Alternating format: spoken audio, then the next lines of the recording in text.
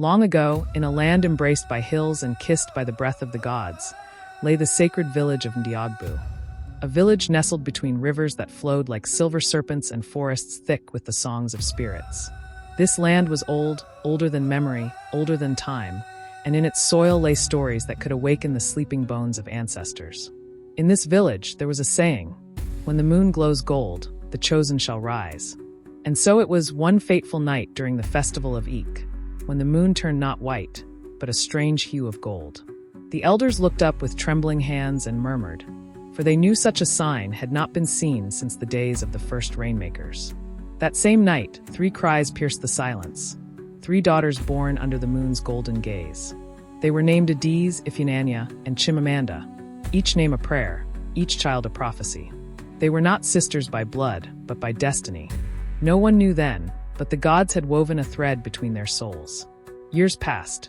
The girls grew, and with them grew strange gifts. Adaeze, daughter of a humble fisherman, spoke to the wild.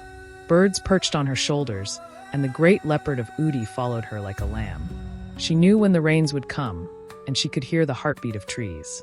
Ifunanya, whose mother sold herbs by the roadside, had eyes like clear water. She could read the wind, and it whispered secrets to her. Secrets of things that had not yet happened. With a glance, she could see truth hidden beneath words. Chimamanda, born to a palm wine tapper, was quiet and still. But in dreams, she walked where others dared not go. She saw ancestors, heard their warnings, and spoke of futures buried in shadows. Together, they played beneath the Irako tree, danced in the village square, and laughed like ordinary girls.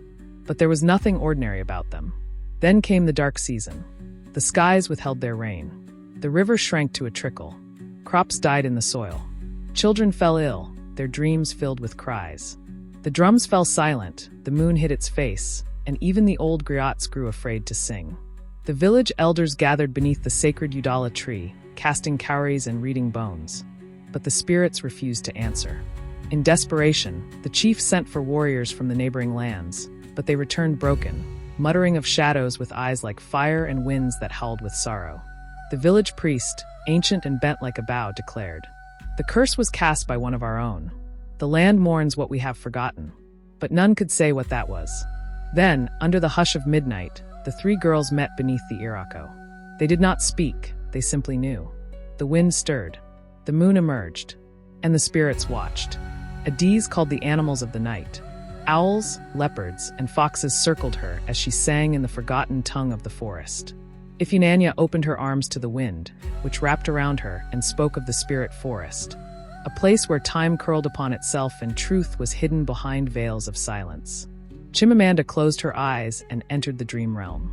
There, she saw a woman cloaked in darkness, crowned with grief, a forgotten queen, her heart shattered, her sorrow poured into the soil. And so began their journey.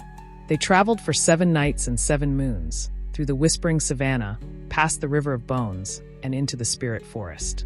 There, they faced trials that would break any warrior. At the edge of the forest, they met the witch of forgotten songs, who asked them each a riddle not with words, but with feelings. Adaeze answered with compassion. Ifunanya answered with truth. Chimamanda answered with sacrifice. Pleased, the witch allowed them entry into the Valley of Silence, where the Queen of Tears dwelled. Her eyes were blind, but her sorrow saw all.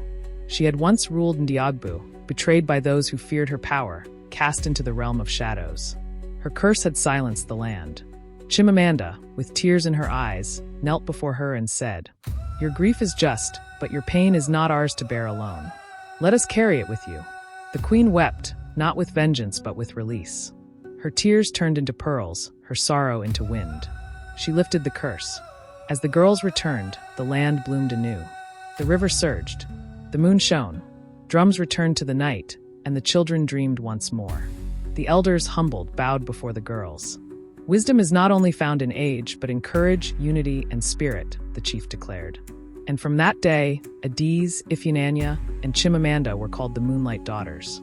They were guardians of the spirit path, keepers of ancestral balance, and living proof that the voices of young women, when listened to, can heal even the deepest wounds.